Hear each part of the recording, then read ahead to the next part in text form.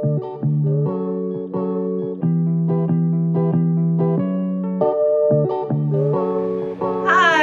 everyone, welcome back. I'm Sydney, aka Babbling Books, and I am going to be filming my, I guess, March wrap-up and my April TBR. And the thing is, I'm being very ambitious with this TBR just because I have 2 trips planned in April that are going to take up a good decent chunk of my time. And so that means that for that time, I don't really plan on reading. I'm going to be going on a trip to Philadelphia to celebrate one of my best friend's birthdays, and then I'm going to be later in the month going to Disneyland for the first time ever, and so definitely don't plan on reading. I guess the only time that I potentially plan on reading is like the flights to and from those places, but ultimately during that time I don't plan on reading really at all. So like those are 2 weekends taken out that I'm not going to be reading. And then Otis just, okay, Otis, please be very careful. He's sniffing the camera. But, so yeah, so long story short, even though I already said it, I don't really plan on reading for at least 10 days because of those trips. However, and then in addition to that, I have to be working my butt off in order to, you know, still afford those trips. So again, I'm being very ambitious about this TBR, but let's get into what my March wrap-up was. So the first book that I finished, so I only finished 2 books in March, shocker, but the first book that I finished in March was Spoiler Alert by Olivia Dade, and with this book I gave it a 3 out of 5 star rating. I think last time I touched on it, which was like, it was overall like a nice fun read. The spicy moments were nice and like decent to read about, but I don't know, it was just kind of like meh. And then there was parts in it where I was like, okay, we get it, you're very sensitive on certain things. However, I felt like the male protagonist never in any way made the female protagonist think that he would feel certain ways about her weight. And of course, I cannot speak from that point of view. However, it just felt like too much at times. And let me tell you, like, I know that this is basically like a fan fiction when it comes to like Game of Thrones, but it just felt very like pick me, choose me kind of thing. And I heard the male protagonist's name, Marcus Castor Rupp, so many times. I was like, alright, it's a long name. I know who you're trying it to, you know, be about, but like, you don't have to say his full birth name every single time. So for that alone, I was like, okay, this is very like, pick me, choose me. I'm gonna say your name 10,000 times. But I mean, it's a cute little like fanfic, and I guess it did well enough that there is a sequel to this. I guess she's kind of creating her own little world. And actually, wait, I think there's a third. I think the third one's Shipwrecked, because I think it just like popped up somewhere for me. So I will probably read it. I read it via audio using the Libby app, so, and I read it when I worked out, so I don't think it would be like that hard for me to read it again. So we'll see. We'll see how I feel. It's not as of right now on my April TBR, but again, we'll see. The second book that I finished this month was the third book in the Brown Sisters series, which was Act Your Age, Eve Brown, and I loved it. Ugh.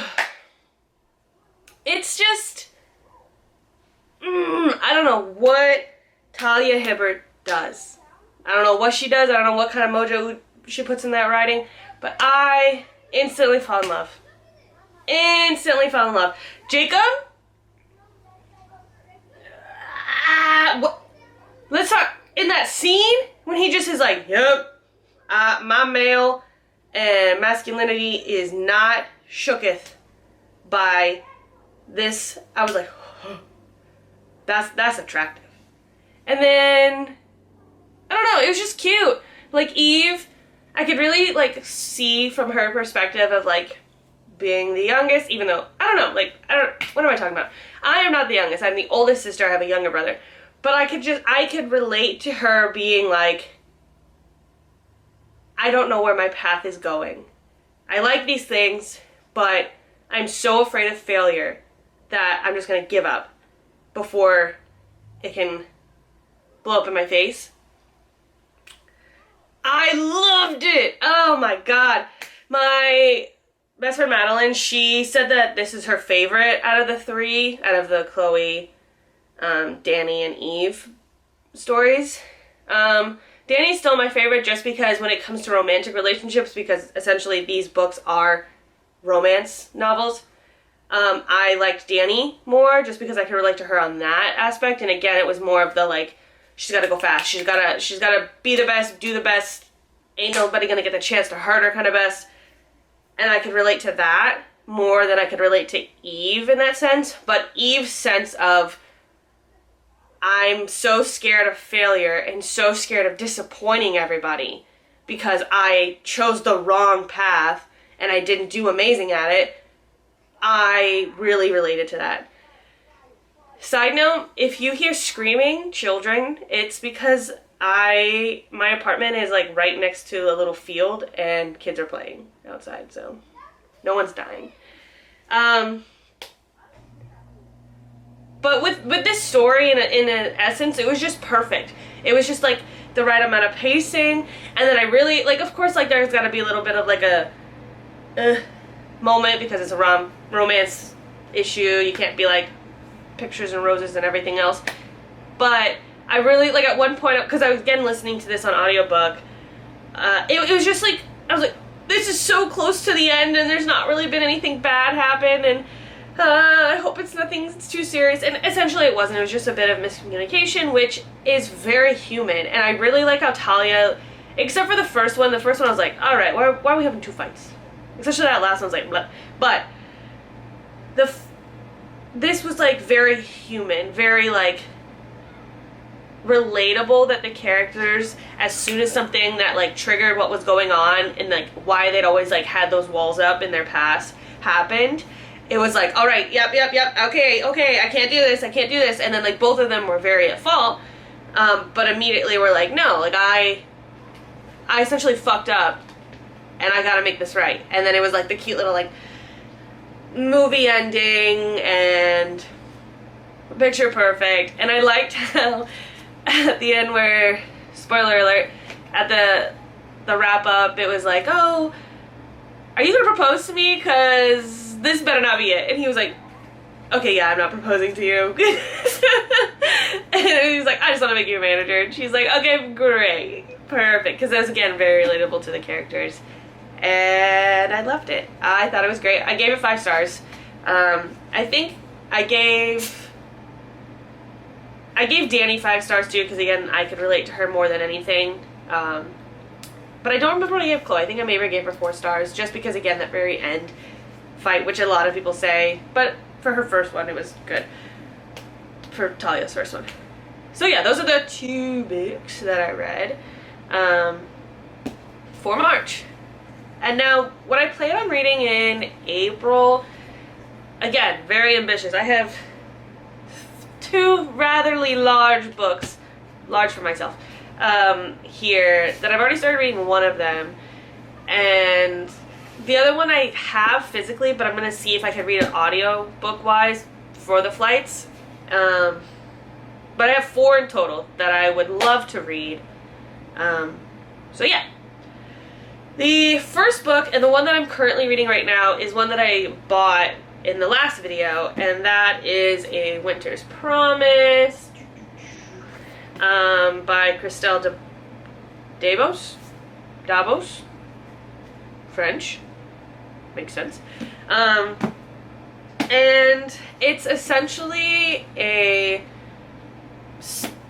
I guess, I don't know. It's definitely magical in an essence, because like the first that I've read, it's like, I travel through mirrors. I'm like, alright, so this is not a normal kind of world.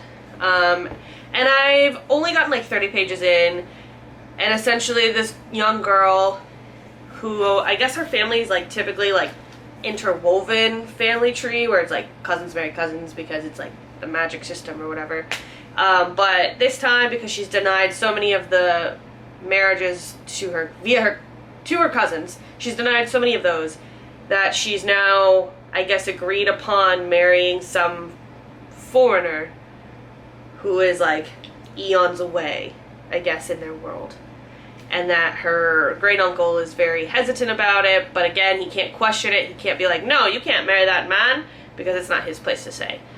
So yeah, 30 pages in, don't really know a lot of it. I just know that not really much is known about the fiance's type of family and his world that he lives in.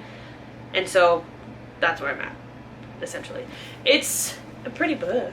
I really like this blue. I don't really have a lot of like bright books. Like I have like a lot of like yellow hues, but I don't really have, and then like some reds that you may or may not be able to see. But I like a little pop of color. But that's the first one, and that's the one I'm currently reading. I've been able to read it at work. So I'm a server, so if during the morning shifts, if it's pretty slow, I can read it during that. But that's pretty much what I do it. And then I plan on reading it here at home too, Sydney. The second book is another book that I bought in my last video, and that is The Night and Its Moon, another big honker by Piper CJ. It is, how many pages is this? It's a little over 500 pages. Decent size script. I guess it's like chosen family because it's like two orphans like connect and then they're separated and then they need to, like I said before, it's like they're basically, this is the premise of like getting back to each other and finding each other with some obviously magical system in there because it says Fae touched, Amaris knows better. We'll see. And I think it also has a little bit of like church magic clashing because I guess the church looks down upon magical systems because that's might be why these people, Nox and Amaris, were separated. But I know nothing else. I haven't even cracked it open. So, we shall see. Again, it's pretty, and I'm going to be on the lookout for the other ones to be released because I want them before they change their covers. Because that's why I'm really sad. Oh, wait! Wow. Wow. I read 3 books in March. I'm an idiot. Okay, so I guess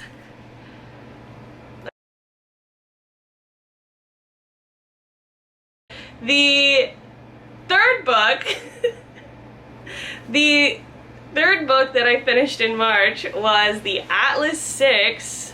Wow, this forgetful brain. The third book that I finished was the Atlas 6, and I gave it 4 stars out of 5.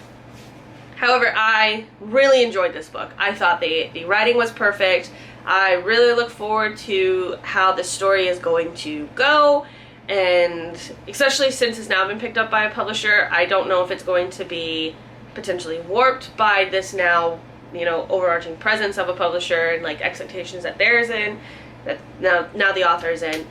I thought it was beautifully written. I thought that the twist at the end was very, I don't know, like, I guess unexpectedly expected because I didn't really know much about the book going into it. I didn't know that there was going to be another one. I didn't know that it was potentially going to be a series or anything like that. But it was, I don't know, it just felt like that kind of thing where it's just like perfectly placed. Not necessarily like hitting you in the face and you're like, where am I at? But not at the same time like, okay, I could have seen that a mile away. Like, for me personally. And I really enjoyed that layer of it. And then like all the work, and it just made so much sense because like all the work that every single one of the main characters had been like working on the entire book, it like just little pieces, little puzzle pieces, perfect added. Yeah, and I guess something that I had always, so like obviously like you imagine like, these characters, and then in the book itself there's like images of the main six, but there's not really like there's like actual illustrations of the main six in there, but there was not illustration of Atlas. And I do not know why, but the entire time that they would be showing or like describing Atlas, or he would like walk into a scene, the entire time that I was like reading about him, all I could think of was this guy, Alistair from Hotel Has-Been. No idea why. No idea why. Alistair's not a British man. But I don't know, it just like, he had this like feeling about him where it's like, he's a mastermind. And of course, they lay that up for you because it's like, oh, out of these 6 people, out of like 10 billion people on this planet, like we have to do so much work to like find out who you are and like find out who's the right people. But I don't know, like he just seemed like he knew what was going to happen, when it was going to happen, no matter like who said what.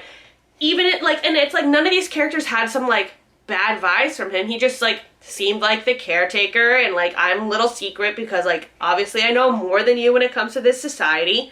But at the same time I was like, Alistair knows 10 steps ahead of everybody else. 10 steps ahead of everybody else. And he is not going to allow anything that he does not want to happen.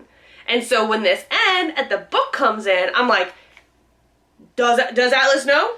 Because Alistair would know. Alistair would be like, I'm not gonna let you get a one-up on me. And then the fact that there's a second book, and dang it, I saw what it's called. Let me get what it's called. And it's like Alistair something. I know it. Atlas 6 sequel. The Atlas Paradox. See this? See, it's like, we're still centering it around Atlas. The story is not like changing because of the twist at the end. The main like presence and like essence of the story is not changing. That's my guess. By the title of the second one being the Atlas Paradox. So I'm telling you, this man right here, this is what I was picturing when they were describing Atlas, and like his presence and his just like the essence of who he is. That's what I'm picturing. And so that's all I'm going to keep picturing, especially in the sequel whenever it comes out. So yeah, I can't believe that I forgot that I read that book and finished that book. I need to go on medication. My brain is not good. I need some ADHD stuff. I really need to get diagnosed. I don't know what's going on. But, hi, back to what I am going to hopefully be reading in April. This book I've had for a long time, and I know like a lot of people have already read it, blah blah blah. But I think this is the one that I'm going to try to read audibly if I don't do the spoiler ones. I'll do the spoiler one, the spoiler alert sequel, if this book I can't get on Libby, because I don't want to like wait around and like not have an audiobook if I'm on the plane. But this book that I hope to read audibly is Beach Read by Emily Henry. I know a lot of people like it to the point where I think the other one that she has is like in the same world, universe kind of thing. But I really want to read it. It's cute. I think it's enemies to lovers. Why can't you not appreciate that? There are 2 authors who write 2 totally different kinds of styles. One is literary fiction. The other one is best-selling romance. Different vibes. Both get writer's block. Let me write it different for a change. And so like that's what this is about. And I think just like coming together and like, oh wow, that's a nice little difference. And obviously falling in love. So that is what I hope to read audibly. And then this 4th book that I have is not really high on my wanting to get read, but it's wanting to get read just for, I guess, like a guilty is it guilty pleasure? Because I know this is going to be a very hard thing to read. I don't know. It's more of a like I don't know the right word for this. It's not self-fulfilling. I don't know. Just to say self-fulfilling read because of my favorite video game. So my favorite video game in the entire world is BioShock. and in essence BioShock 2 and then BioShock Infinite. The first one in particular, BioShock, is amazing. I could definitely get into it more in a different video because I could talk about it for hours. It is such a good one. However, I will not do it because I'm already talking way too much for this video. But the first one is based off of Ayn Rand's writings, particularly the Anthem and the Fountainhead, and I think there's another one, but I can't remember it. And it's basically about how utopian society cannot happen because, in essence, we are very selfish as human beings, and that it's just so good. And so BioShock is set in a world underwater, and one of the main antagonists is a man called Andrew Ryan, aka Ayn Rand. And the book that I really want to read is, finally, because I'm obsessed with BioShock to the point of, one would not believe, is the Anthem. I bought this years and years ago.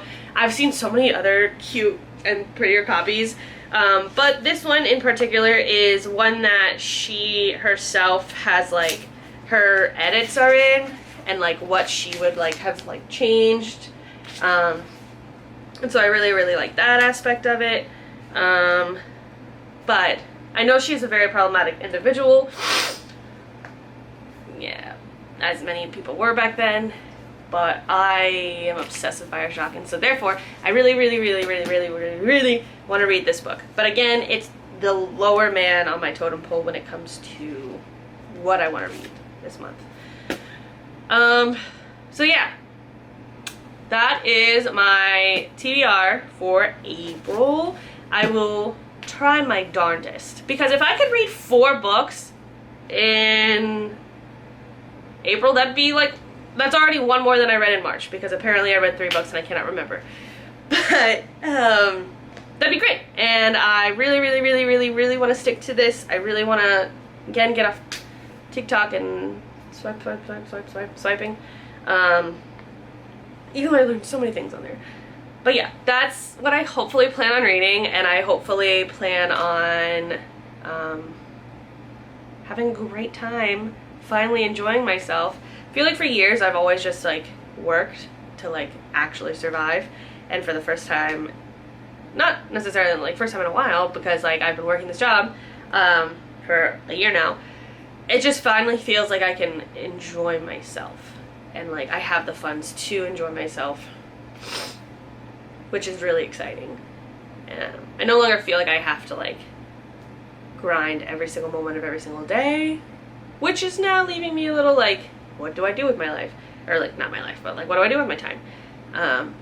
But I'm happy about finally being able to like travel and experience things, and going to Disneyland. Whoop, whoop. I'm a Disney World girl. I'm from Florida, so I'm excited to experience that side of things. And we're going for Dapper Day! I'm so excited. I have not found out or picked or anything who I want to be dapper as. My friend's going as like Star Wars / Baby Yoda, and I don't know if I want to like keep the same essence or not, but I'm talking way too much for this video. So yeah, I will talk to you guys again soon. I will hopefully try to plan on doing like a weekly vlog in a way. It's not really, it's hard for me to like plan on that, because a lot of times when it comes to my work schedules, I work doubles, which means that like I'm gone for 13-14 hours a day. And so it'd be like me in the morning, be like, hi, hello, I'm leaving, I read 2 pages, okay, bye. And then that's it. So it won't be as like copacetic as like other individuals who do like weekly vlogs. But I think like just essentially sitting down for like 5 minutes, talking, and then it'll work out. Because I don't need to have an hour-long video. But yeah, so I hope that you all have a wonderful day. I hope that you are doing great in your life. If you've actually watched this far, I'm curious as to what's a book that you've forgotten that you've read, even though you loved it. Because again, I loved Atlas 6. So that's my question. If you've gotten this far, what's a book that you've forgotten that you read until it just like hits you in the face and you're like, oh my god, yeah. Let me know. I'm excited because if there's something that you say that you've read, I might look into it, especially if I have it on this honker of a bookshelf. Bye. Have a wonderful day, y'all. Enjoy yourselves. Take time. Breathe. Bye.